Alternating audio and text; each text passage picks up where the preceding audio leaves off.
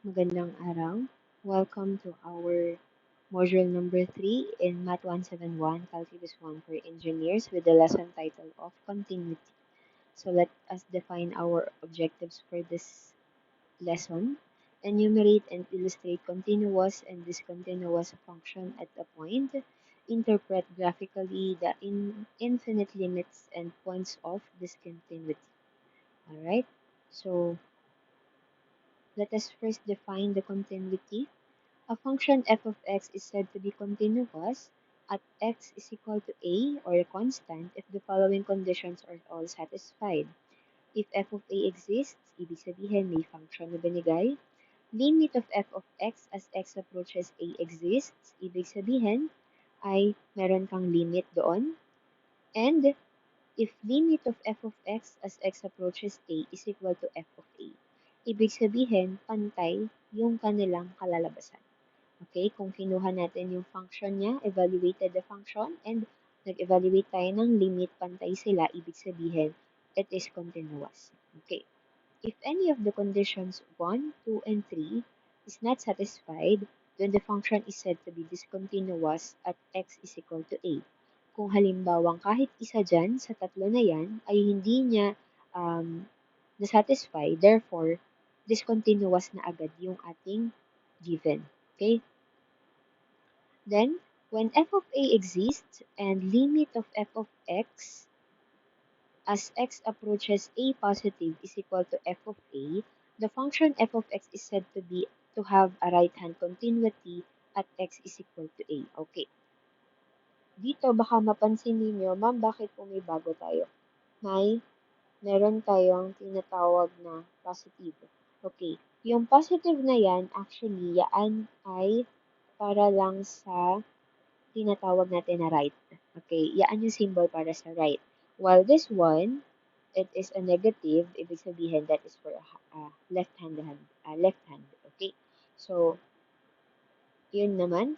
On the other hand, if f of a exists and limit of f of x as x approaches a negative is equal to f of a, then f of x said to have a left-handed continuity at x is equal to a. So ibig sabihin, dito kapag right-handed lang siya, therefore wala siyang left. Nag-zero na siya doon. Pero dito naman, kapag left-handed siya, pagdating naman kay right, nag-zero na siya. Okay? So continuity like a limit of a function implies both right hand and left hand continuity. So dito, a function f of x is said to be continuous in an interval if it is continuous for every value of x in the interval. The graph of a function is unbroken over the interval. That is, the graph of f of x can be drawn without lifting the pencil from the paper to illustrate. Like for example, ito, parabola. Pwede mo siyang i-drawing as dire-diretso. Yung hindi mo na kailangan pang itaas yung pen mo kasi nag-broken na siya. Okay? So, let us, for example, let us have this one. F of x is equal to x squared. Actually, dito, baka magtaka kayo, ma'am, saan nanggaling yung x is equal to 2? Actually, that is just an example. Okay, x is equal to 2. But then, take note of this. The function is continuous at x is equal to 2. Okay? In fact, it is a continuous for all finite values of x.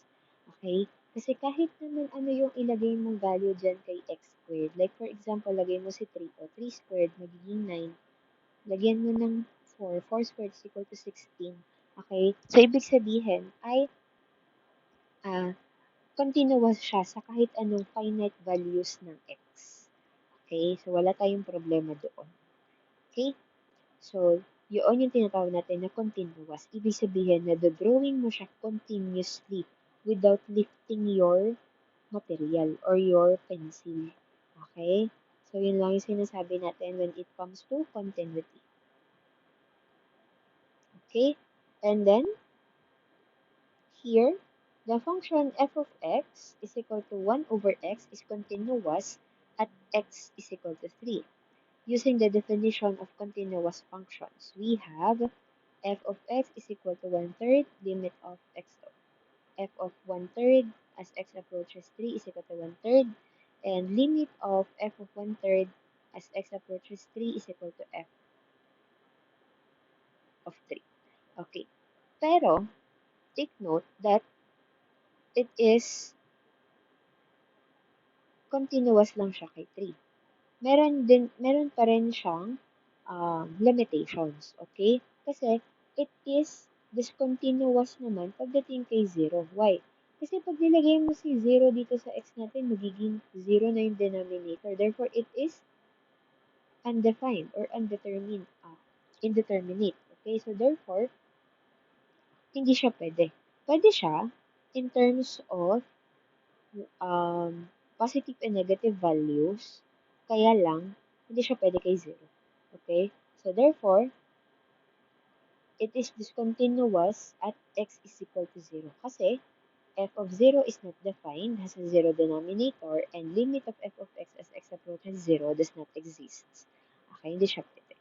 So, the graph of this function, kung papansin niyo from the module 1, di ba kapag daw meron tayong rational function na 1 over, sorry, this is 1 over x. Therefore, ang magagawa niya is parang parabola. Sorry, hyperbola. Ibig sabihin, gumagawa ka ng magkahiwalay. Okay, therefore, kapag ginawa mo itong nasa right, kailangan mong i-lift yung pencil mo or yung pen mo para mag-drawing mo din yung nasa kaliwa. Okay? So, yun yung sinasabi natin na discontinuous. Okay? So, here, we also have these theorems in continuity. So, theorem 1, a polynomial is continuous for all values of x. Okay? So, here, the graph of the polynomial f of x is equal to x cubed minus 6x squared plus 9x plus 1 is shown below. This one. The function of is continuous for all the values of x. Bakit? Paano natin siyang nasabi that this is continuous for all the values of x? Sige, lagyan natin ng kahit anong value yan. Eh, di ba, pag ganyan daw, ang kalalabasan lang naman kapag may cube tayo ay nagkakaroon siya ng wave.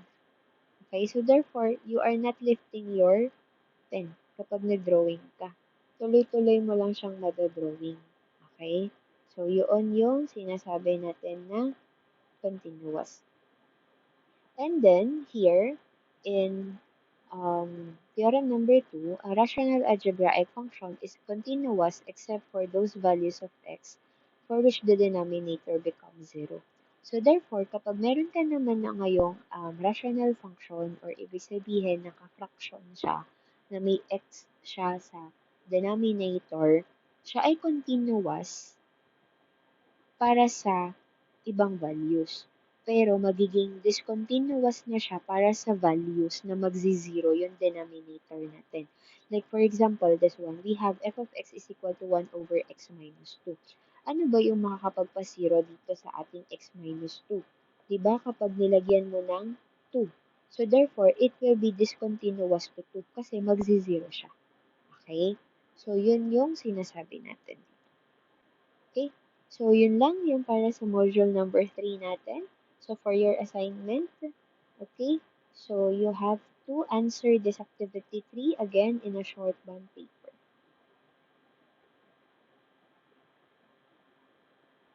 To be submitted next meeting.